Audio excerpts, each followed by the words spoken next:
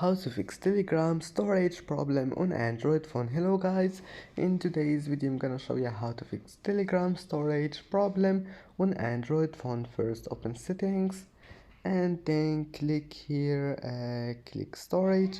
Now click clean up, and as you see here you will find junk files or cache. Just you need to find applications cache and then click delete. And now just go back and try again, and your problem must be fixed. But if that doesn't fix it, go to settings and then scroll down until you find apps, and now apps again, and here you will find Telegram. Just type Telegram and you will find it.